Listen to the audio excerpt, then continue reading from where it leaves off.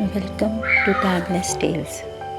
آج کی ہماری کہانی ہے بادشاہ اور وزیر، ایک سبق آموز حکایت۔ بہت زمانے پہلے ایک سلطنت میں ایک انصاف پسند اور نیک دل بادشاہ حکومت کرتا تھا۔ اس بادشاہ کا ایک خاص وزیر تھا جو نہ صرف دانش مند تھا بلکہ بہت پر امید اور مثبت سوچ رکھنے والا انسان بھی تھا۔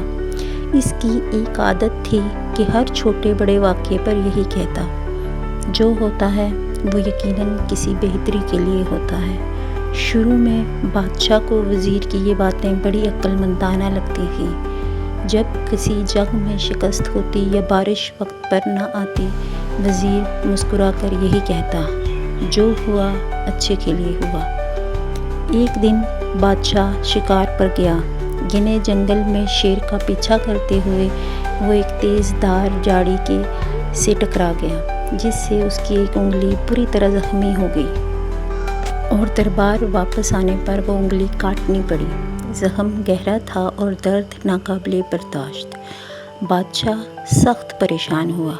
وزیر نے حسب عادت کہا، بادشاہ سلامت، جو ہوا اچھے کے لیے ہوا۔ یہ سن کر بادشاہ کو شدید غصہ آیا۔ اس نے غصے سے کہا، میری انگلی کٹ گئی اور تم اسے اچھا واقعہ کہہ رہے ہو؟ تمہاری عقل کام نہیں کر رہی۔ غصے میں آ کر بادشاہ نے اپنے وزیر کو قید خانے میں ڈال دیا۔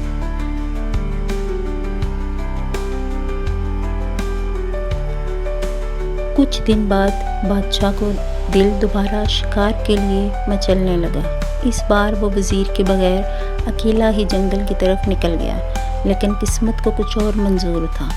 وہ ایک ایسے قبیلے کے ہاتھوں پکڑا گیا جو جنگل میں رہتا تھا اور اپنے دیوتا کو خوش کرنے کے لیے ہر سال انسانی قربانی دیا کرتا تھا۔ قبیلے والوں نے بادشاہ کو باندھ کر قربانی کے لیے تیار کیا، لیکن رسم کے مطابق قربانی کے لیے جسم کا مکمل ہونا شرط تھا۔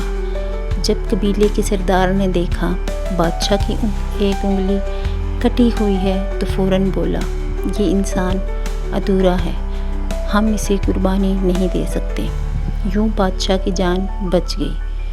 وہ حیرت اور شکر گزاری کے جذبات سے بھرا ہوا محل واپس پہنچا۔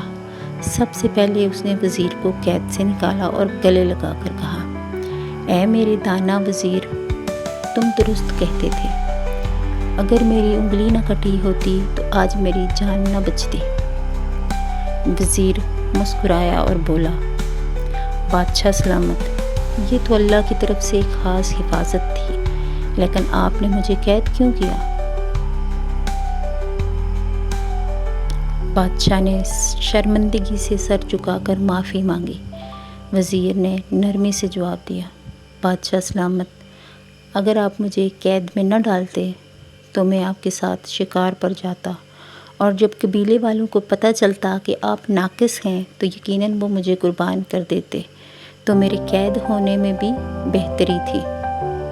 بادشاہ ہنس پڑا اور دونوں نے اللہ کا شکر ادا کیا۔